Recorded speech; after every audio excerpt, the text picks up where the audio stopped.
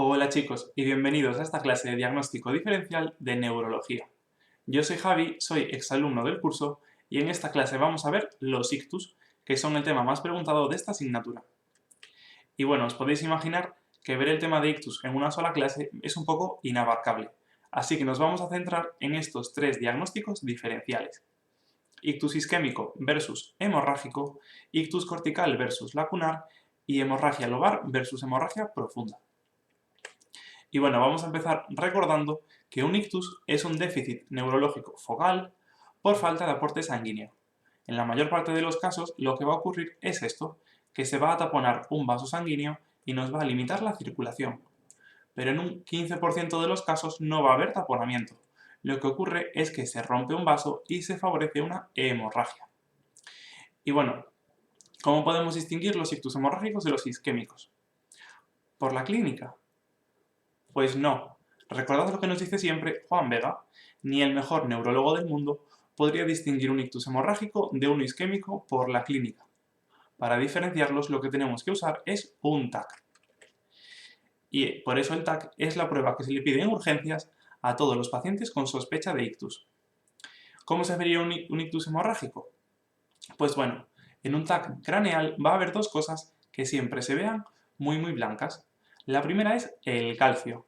Así que, si en el TAC no veis el cráneo así blanquísimo, es que lo que estáis viendo realmente pues no es un TAC. Y la segunda cosa que se va a ver muy blanca siempre son las hemorragias agudas.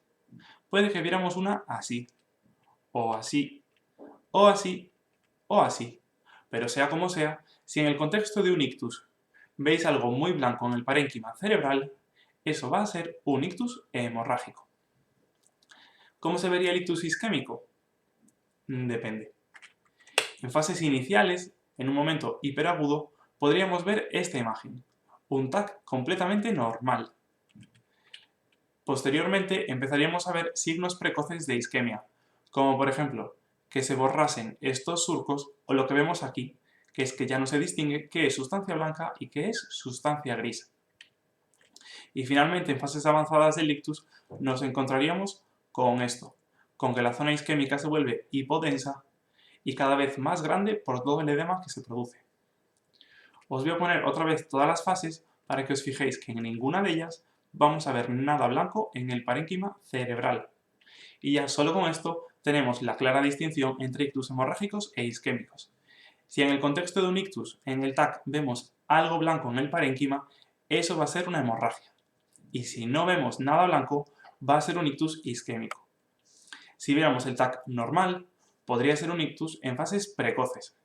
Y si vemos cualquier lesión que no sea blanca, pues será un ictus isquémico avanzado.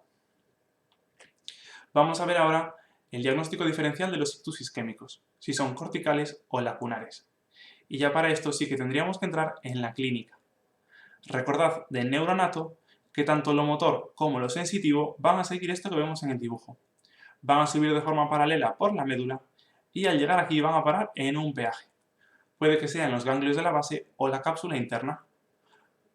Pero sea la estructura que sea, todo esto que venía en paralelo va a llegar al peaje y se va a redistribuir, siguiendo un poco esta distribución del homúnculo de Penfield.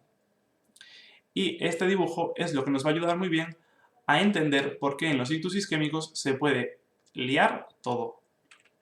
Imaginaos, por ejemplo, que tenemos una lesión de la arteria cerebral media, que nos irrigaría todo esto. Pues lo que se nos produciría es un ictus cortical. ¿Y qué síntomas nos va a dar?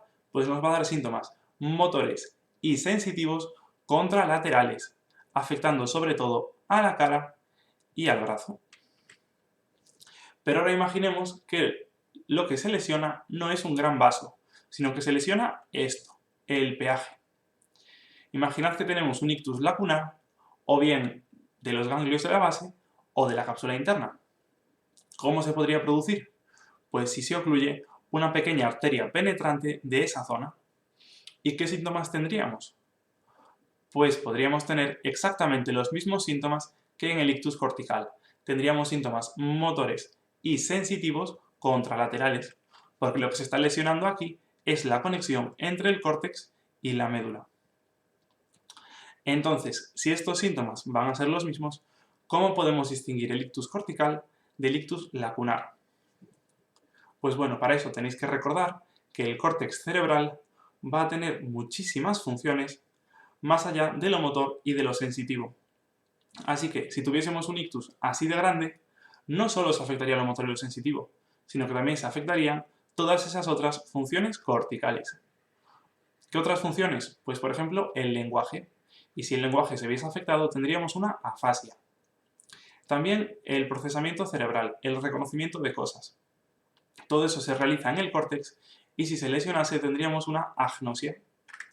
Y todos estos síntomas corticales, ya lo dice el propio nombre, solo los vamos a ver en un ictus cortical y no los veríamos en un ictus lacunar. Y luego hay otra cosa que no se ve en esta imagen y es que por debajo del córtex van a circular las radiaciones ópticas, que son parte de la vía visual. Estas radiaciones ópticas se lesionarían en un ictus cortical como este, pero no en un ictus lacunar, ya que ocurre a distancia. Así que si en un ictus tenemos síntomas visuales, como una hemianopsia, eso nos va a aparecer en un ictus cortical. Entonces, como resumen, fijaos que tanto el ictus cortical como el lacunar pueden tener síntomas motores y sensitivos, y eso por sí solo no nos va a aclarar nada, porque realmente ambos pueden tener solo síntomas motores, solo síntomas sensitivos o ambos. Pero lo que sí nos va a ayudar un montón es que si un paciente tiene síntomas corticales o síntomas visuales, sabemos que eso no va a ser un ictus lacunar.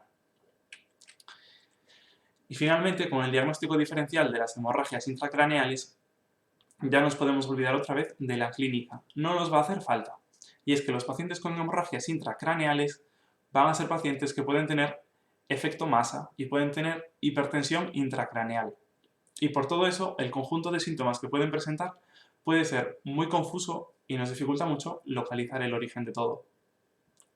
Así que para esto lo único que tendremos que hacer es ver bien el TAC y fijarnos en dónde se encuentra la lesión. Si vemos que la lesión se encuentra en el centro de la imagen, sea en los ganglios de la base o en el tronco encéfalo, hablaríamos de una hemorragia profunda. Mientras que si se afecta la periferia, lo que sería la superficie del cerebro, que son los lóbulos, hablaríamos de una hemorragia lobar.